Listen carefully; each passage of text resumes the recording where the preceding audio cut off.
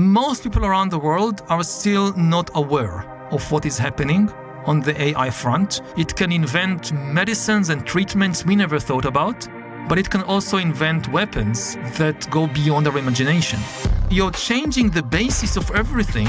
It's no wonder there is an earthquake in the structure that is built on top of it. I got news for you people. The rise of the machines is already upon us. So what exactly do we need to understand about the rapid ascent of artificial intelligence? What does this revolution augur for the future of the human species? To gain clarity amidst the confusion, I'm joined today by Yuval Noah Harari, a world-renowned historian and mega best-selling author whose landmark books on the history and future of humanity have sold an astonishing 45 million copies and made him the public intellectual of our time. This is the first time that we are basically, and in 2016, AI was like this tiny cloud on the horizon that might arrive in decades or even centuries. And here we are in 2024, and the storm is kind of upon us. And I think maybe the most important thing is really to understand what AI is, because now there is so much hype around AI that it's becoming difficult for people to understand what is AI. Now everything is AI, especially in the markets, in the investment world. They attach the tag AI to just about anything in order to sell it. So, your coffee machine is now a coffee machine, is an AI coffee machine, and your shoes are AI shoes. And what is AI?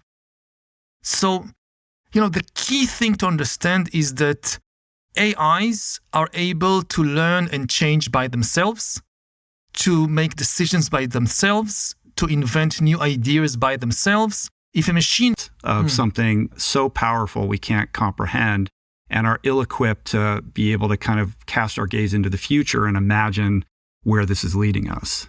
Absolutely. Part of it is that there is enormous positive potential in AI. It's not like it's all doom and gloom. There is really enormous positive potential if you think about the implications for healthcare. That, AI doctors available 24 hours a day, that know our entire medical history and have read every medical paper that was ever published and can tailor their advice, their treatment to our specific life history and our blood pressure, our genetics. It can be the biggest revolution in healthcare ever. If you think about self-driving vehicles. So every year, more than 1 million people die all over the world in car accidents. Most of them are caused by human error, like people drinking and then driving or falling asleep at the wheel or whatever. Self-driving vehicles are likely to save about 1 million lives over the world and kill us or enslave us.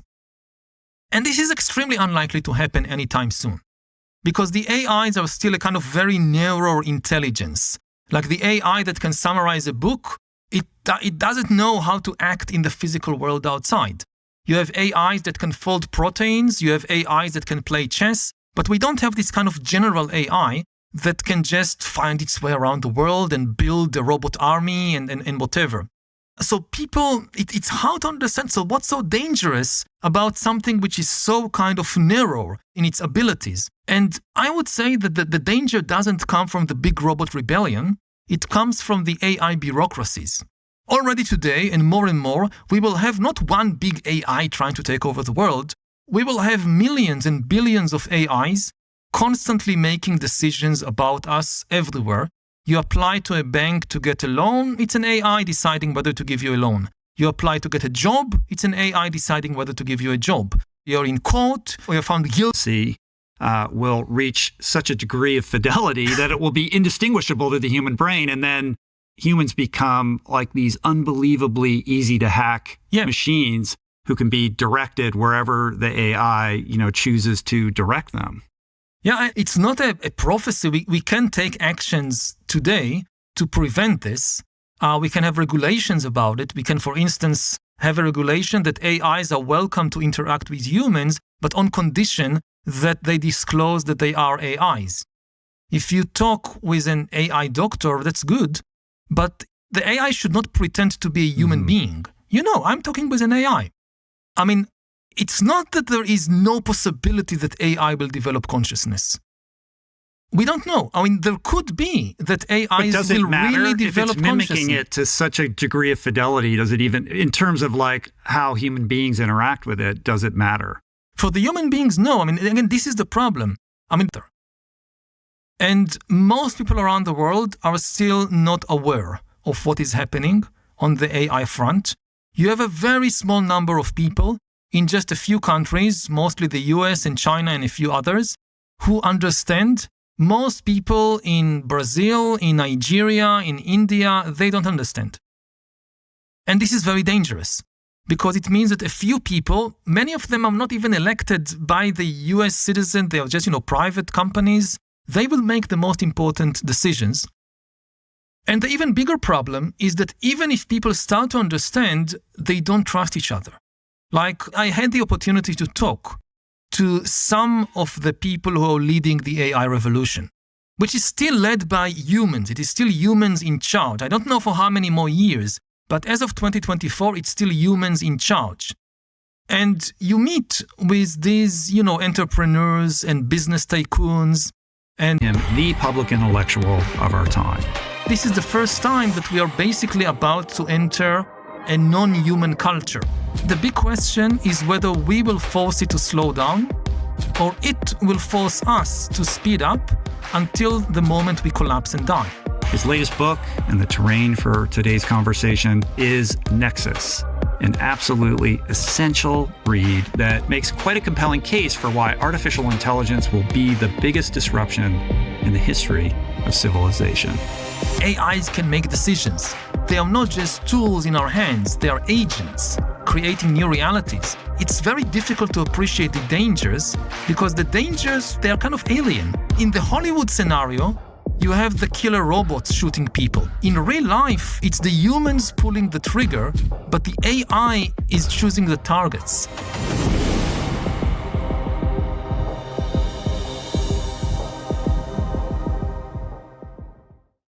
Thank you for coming. I appreciate you being here. Rates beyond anything we can deal with. And the big question is whether we will force it to slow down or it will force us to speed up until the moment we collapse and die. I mean, if you force an organic entity to be on all the time and to move faster and faster and faster, eventually it collapses and dies. One of the things I heard you say that really struck me was this. It's a quote. If something ultimately destroys us, it will be our own delusions. So can you elaborate on that a little bit and how that applies to what we've been talking about? Yeah, I mean, the AIs, at least of the present day, they cannot escape our control and they cannot destroy us unless we allow them or unless we kind of order them to do that. We are still in control. But because of our, political and mythological delusions, we cannot change the world. So you have these, big tech companies and social media companies that they tell us that more information is always good. So let's remove all restrictions on the flow of information and flood the world with more and more information. And more information would mean more truth, more knowledge, more wisdom. And this is simply not true. Most information is actually junk. If you just flood the world with information, the truth will sink to the bottom. It will not rise to the top, again, because it's costly and complicated. And you look around, we have this flood of information. We have the most sophisticated information technology in history, and people are losing the ability to hold a conversation, to talk and listen to one another. In the United States, Republicans and Democrats are barely able to talk to each other. And it's not an American phenomenon. You see the same thing in Brazil, in France, in the Philippines, all over. And AIs, they are not just tools in our hands. They are agents creating new realities. So you may think, okay, this is a prophecy for the future, a prediction about the future, but it's already in the past. Because even though social media algorithms, they are very, very primitive AIs, the first generation of AIs, they still reshaped the world with the decisions they made. In social media, on Facebook, Twitter, TikTok, all that, the ones that make the decision what you will see at the top of your newsfeed or the next video that you'll be recommended, it's not a human being sitting there making these decisions. It's an AI, it's an algorithm. And these algorithms were given a relatively simple and seemingly benign goal by the corporations. The goal was increase user engagement, which means, in simple English, make people spend more time on the platform. Because the most financial AIs in fintech, they already surpass most human beings, not all human beings, but most human beings in their understanding of money. So we are now confronting, again, millions and billions of new agents that potentially can use our own systems against us. Computers can now collaborate using, for instance, the financial system more efficiently than humans can. So the whole issue of cooperation is changing, and computers also learn how to use the communication systems to manipulate us, like in social media. So they are cooperating while we are losing the ability to cooperate, and that should raise the alarm. Now, and the thing that it's very difficult to understand what is happening.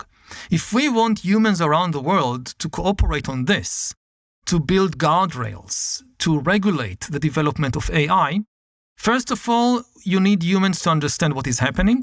Secondly, you need the humans to trust each other.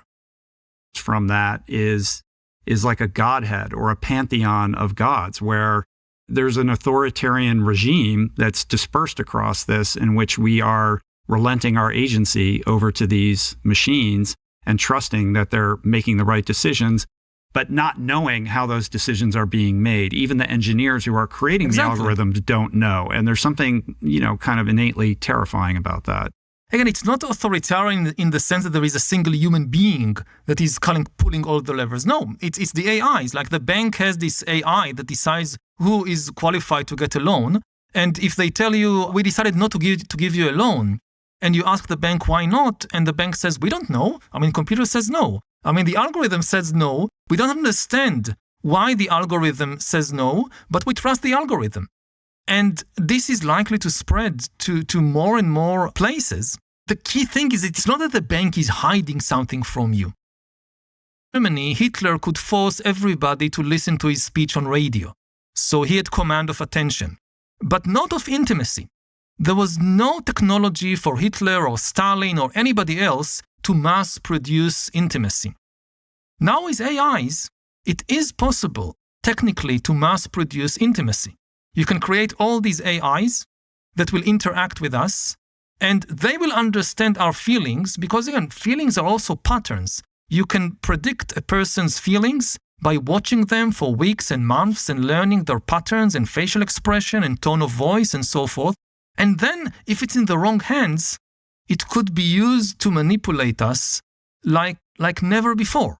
Sure, it's our ultimate vulnerability, this beautiful thing that makes us human, becomes this great weakness that we have, because as these AIs continue to self-iterate, their capacity to mimic consciousness and human intimacy will